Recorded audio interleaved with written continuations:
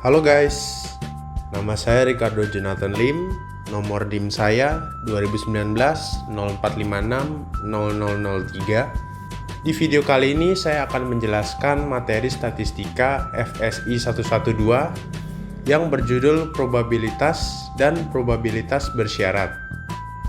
Nah, sebelum memasuki materi, baiknya kalian terlebih dahulu mengetahui apa itu probabilitas.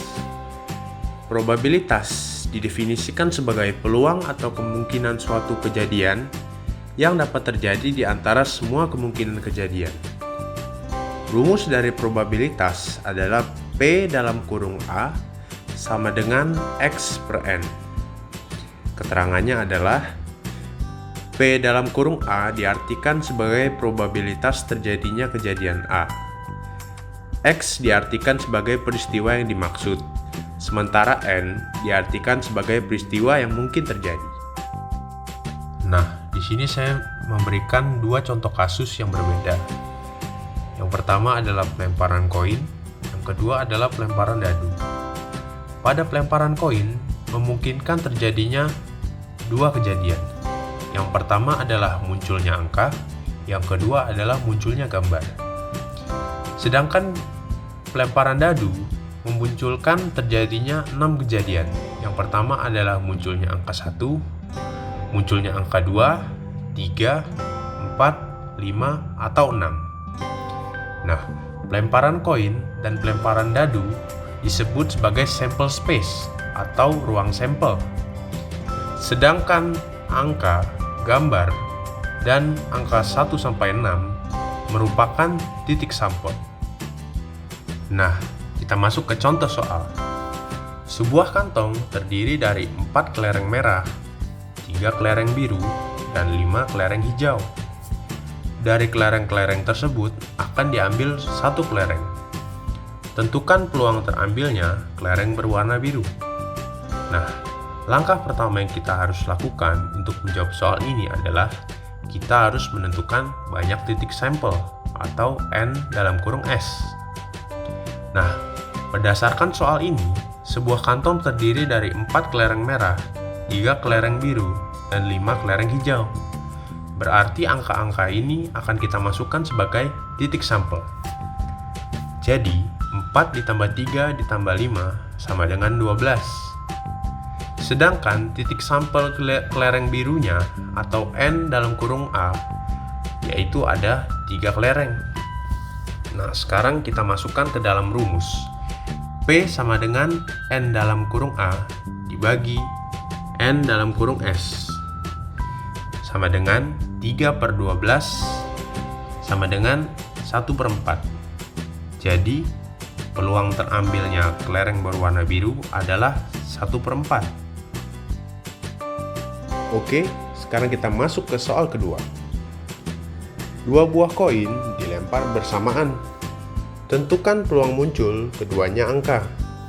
Seperti yang kita ketahui, ruang sampel di dalam soal ini atau banyaknya kemungkinan kejadian ada 4, yaitu angka gambar, angka-angka, gambar angka, gambar-gambar. Sedangkan titik sampelnya ada 1. Lalu kita masukkan rumus P sama dengan N dalam kurung A per N dalam kurung S, yaitu 1/4. Jadi, peluang muncul keduanya angka adalah 1/4. Nah, setelah kita memahami materi probabilitas, kita masuk ke materi yang kedua, yaitu probabilitas bersyarat. Apa itu probabilitas bersyarat? Probabilitas bersyarat adalah peluang terjadinya suatu kejadian bila diketahui kejadian lain. Rumus dari probabilitas bersyarat adalah P dalam kurung AB sama dengan P dalam kurung A gabungan B per PB. P dalam kurung B harus lebih besar dari 0. Nah, kita masuk ke contoh soal yang pertama. Terdapat sebuah kotak berisi 5 bola merah dan 3 bola kuning. Jika yang akan diambil sebuah bola secara acak berturut-turut sebanyak 2 kali tanpa pengembalian, peluang terambilnya keduanya bola merah adalah, nah, Misalkan kejadian terambilnya bola merah pada pengambilan pertama adalah A, sehingga P dalam kurung A sama dengan N dalam kurung A, yaitu ruang sampel, per N dalam kurung S, yaitu titik sampel. Nah, ruang sampel pada soal ini adalah 5 bola merah. Sedangkan titik sampelnya, yaitu 5 bola merah dan 3 bola kuning yang berjumlah 8. Sehingga 5/8. Misalkan kejadian terambilnya bola merah pada pengambilan kedua adalah B, sehingga P dalam kurung B sama dengan N dalam kurung B per N dalam kurung S, jadi 4/7. Nah, sekarang kita masukkan rumus. P dalam kurung A gabungan B sama dengan P dalam kurung A dikali P dalam kurung BA. 5/8 dikali 4/7 sama dengan 5/14. Jadi, peluang terambilnya keduanya bola merah adalah 5/14. Nah, kita masuk ke contoh soal yang kedua. Sebuah dadu dilemparkan sebanyak 1 kali. Diketahui mata dadu yang muncul adalah ganjil. Tentukan peluang akan muncul mata dadu lebih dari 4.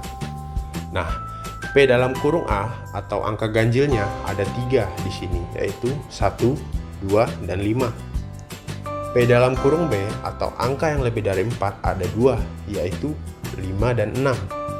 P dalam kurung A gabungan B atau angka ganjil dan lebih dari 4 ada 1, yaitu 5. Atau kemungkinannya 1/6. Nah, sekarang kita masukkan rumus. P dalam kurung AB sama dengan P dalam kurung A gabungan B per PB. Jadi 1/6 dibagi 1/2 sama dengan 1/3. Nah, tadi kita sudah mempelajari probabilitas dan probabilitas bersyarat. Saya harap video ini dapat bermanfaat bagi Anda yang sedang belajar probabilitas dan probabilitas bersyarat.